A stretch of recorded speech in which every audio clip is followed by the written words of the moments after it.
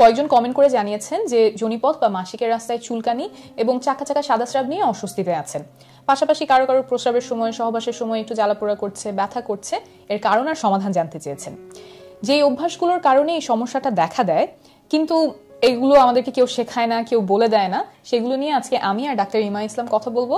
আর এই সমস্যাটা যদি দেখা দিয়েই দেয় তখন বাসায় বসে কি করবেন আর চিকিৎসা কি সেটাও শেষে বলে দিব। তো এই যে যোনিপথে বা মাসিকের রাস্তায় চুলকানি, চাকা চাকা সাদা স্রাব, এটা সাধারণত হয় ফাঙ্গাল ইনফেকশনের কারণে। অনেকের ক্ষেত্রে এটা দেখা দেয় কারণ যোনিপথটা ভেজা থাকে। তো যোনিপথটা তো দিনে বিভিন্ন কারণেই ভেজাতে হয়, পরিষ্কার করতে হয়। পরিষ্কার করার পরে একটু খেয়াল করে সময় নিয়ে জায়গাটা শুকিয়ে নেবেন। আর পরিষ্কার করার ক্ষেত্রে অবশ্যই মাথায় রাখবেন যে মাসিকের রাস্তার ভেতরটা কিন্তু আপনার পরিষ্কার করতে হবে না, এটা নিজে থেকেই নিজেকে পরিষ্কার রাখে, শুধুমাত্র বাইরের জায়গাটা পরিষ্কার করবেন। পরিষ্কার নিয়ে ডক্টর ইমা ইসলাম আপনি একটু আগে বলছিলেন যে যে জিনিসগুলো দিয়ে অনেকে পরিষ্কার করে যেটা আমাদের এই ফাঙ্গাল ইনফেকশনের সম্ভাবনা বাড়ায়। হ্যাঁ, ওই যেটা বলছিলাম সেটা হলো যে অনেকে দেখা যায় যে সাবান, শাওয়ার জেল এগুলো ইউজ করছেন, কেউ কেউ আবার এখন নতুন করে কিছু স্পেশাল মানে বিশেষভাবে বানানো ভ্যাজাইনাল ওয়াশ পাওয়া যায়, সেগুলো ব্যবহার করেন। আবার কেউ কেউ পারফিউমও ব্যবহার করেন। এগুলো সবগুলোই কিন্তু যোনিপথের যে পরিবেশটার কথা ডক্টর তাসনিম যারা বলছিলেন সেই পরিবেশে একটু সমস্যা তৈরি করতে পারে। এর জন্য এইগুলো কিছু যদি ব্যবহার করতেই হয় শুধু বাইরের অংশে ব্যবহার করবেন, যোনিপথের ভেতরে ব্যবহার করবেন না। আর এই যে এই জায়গাটাতে আমরা কোন কাপড়টা পরছি সেটাও খুব গুরুত্বপূর্ণ। অন্তর্বাস বা আন্ডারওয়্যার, ইভেন পায়জামাটাও সেটা সুতির কাপড়ের হলে ভালো হয়, যেটা যেই কাপড়টা এই জায়গাটার কাছাকাছি থাকবে, সংস্পর্শে থাকবে, সেটা সুতির কাপড় হলে ভালো হয় এবং ঢিলে ঢালা হলে ভালো হয়। কারণ খুব টাইট বা আটসাট জামা, অন্তর্বাস, আন্ডারওয়্যার যদি এই জায়গাটাতে থাকে তখন সেটাই ফাঙ্গাসের গ্রোথ অর্থাৎ ফাঙ্গাল ইনফেকশনের সম্ভাবনাটা বাড়িয়ে দেয়। তাই কোন কাপড়টা আমরা ওখানে পরছি এটা খুব খেয়াল রাখতে হবে। সুতির কাপড়, ঢিলে ঢালা কাপড় হলে খুব ভালো হয়। আরেকটা কথা, আমাদের দেশে অ্যান্টিবায়োটিক অনেক সহজলভ্য। দেখা যায় বিভিন্ন রোগ টোগ হলে ফার্মাসিতে গিয়ে আমরা অ্যান্টিবায়োটিক কিনে খেয়ে ফেলি। এখন অ্যান্টিবায়োটিক খেলে সমস্যাটা যেটা হয়, অ্যান্টিবায়োটিক শরীরের খারাপ জীবাণুগুলোকে তো মেরে ফেলেই, সাথে ভালো জীবাণুগুলোকেও মেরে ফেলে। তো যোনিপথে থাকা যে ভালো জীবাণুগুলো থাকে সেগুলোও মরে যায়, যোনিপথের যে স্বাভাবিক ভারসাম্য থাকার কথা সেটা নষ্ট হয়ে যায়, ফলে ফাঙ্গাসগুলো বেড়ে গিয়ে ফাঙ্গাল ইনফেকশন হতে পারে।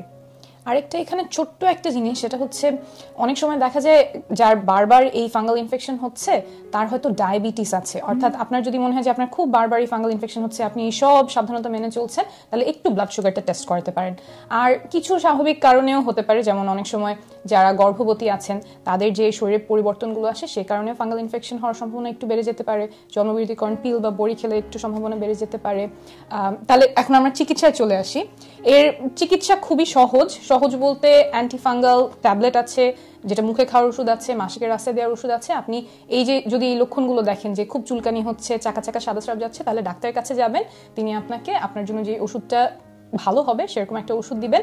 একটু এখানে যে খেয়াল রাখবেন সেটা হচ্ছে আপনি যদি গর্ভবতী হন তাহলে আপনার জন্য মুখে খাওয়ার অ্যান্টিফাঙ্গাল ওষুধ হবে না, মাসিকের রাস্তায় দেওয়ার ওষুধটা হবে। আর যদি আপনি গর্ভবতী হওয়ার চেষ্টা করছেন, এমন অবস্থাতেও থাকেন বা গর্ভবতী হতে পারেন আগামী কয়েক সপ্তাহে, সেই ক্ষেত্রেও এই সাবধানতাটা মেনে চলতে পারেন। আর যদি ডাক্তারের কাছে যেতে মনে হয় একটু দেরি হচ্ছে কিন্তু চুলকানিতে খুব অস্বস্তি লাগছে, তখন বাসায় বসেই যে কাজটা করতে পারেন ডক্টর ইমা যদি একটু বলেন। বাসায় বসে যে কাজটা করে অনেকেই আরাম পান সেটা একটা সহজ টিপস, সেটা হলো একটা বড় বোল বা গামলার মধ্যে একটু কুসুম গরম পানি আর লবণ সেটা মিশিয়ে অনেকে সেখানে বসে থাকেন। বসে থাকলে এখানে যে চুলকানি বা সিমটমগুলো আছে সেখানে আরাম পাওয়া যেতে পারে। আর আরেকটা জিনিস সেটা হলো যে দই অনেকে ব্যবহার করেন এই চুলকানি কমানোর জন্য। এটা নিয়ে একটা গবেষণা আছে, তেহরান ইরানে 2015 সালে প্রকাশিত একটা গবেষণা আছে, যেখানে দেখা গেছে যে অ্যান্টিফাঙ্গাল ক্রিমের সাথে তুলনা করা হয়েছে মধু এবং দইয়ের একটা কম্বিনেশনে তৈরি করা একটা ক্রিম। সেখানে দেখা গেছে কিছু লক্ষণ কমাতে দই এবং মধুর যে ক্রিমটা সেটা ভালো কাজ করেছে, কিন্তু যে ফাঙ্গাসের কারণে ইনফেকশনটা হচ্ছে সেইটা দূর করতে অ্যান্টিফাঙ্গাল ক্রিমটাই বেশি কার্যকরী ছিল। তো আমার যদি ফাঙ্গাল ইনফেকশন হয় তাহলে আমি আসলে দই বা টক দই, মধু এগুলো ব্যবহার করবো না, আমি অ্যান্টিফাঙ্গাল ক্রিমের দিকেই যাব। তো এটাও আপনারা মাথায় রাখতে পারেন। আচ্ছা, শেষে একটু বলে রাখি, এই যে চাকা চাকা সাদা স্রাব, চুলকানি এগুলো হলে তো আপনি ডাক্তারের কাছে যাবেনই এবং উনি দেখবেন যে ফাঙ্গাল ইনফেকশন কিনা, তারপর ওষুধ দিবেন। এইগুলো ছাড়া যদি আপনার দেখেন যে প্রস্রাবের রাস্তায় জ্বালাপোড়া হচ্ছে বা সহবাসের সময় জ্বালাপোড়া ব্যথা হচ্ছে কিন্তু চুলকানি নাই, চাকা চাকা সাদা স্রাব নাই, তাহলেও আপনি অবশ্যই ডাক্তারের কাছে যাবেন, কারণ এগুলো অন্য কোনো কারণে হতে পারে, প্রস্রাবের রাস্তায় ইনফেকশনের কারণে হতে পারে এবং এটার চিকিৎসা খুব গুরুত্বপূর্ণ। একটা বিশেষ তথ্য, আমরা প্রেগন্যান্সি নিয়ে একটা অ্যাপ তৈরি করছি যেখানে গর্ভকালীন সময় নিয়ে নানান গুরুত্বপূর্ণ তথ্য, পরামর্শ, টিপস, আর্টিকেলস, ভিডিওস, কোর্সেস থাকবে।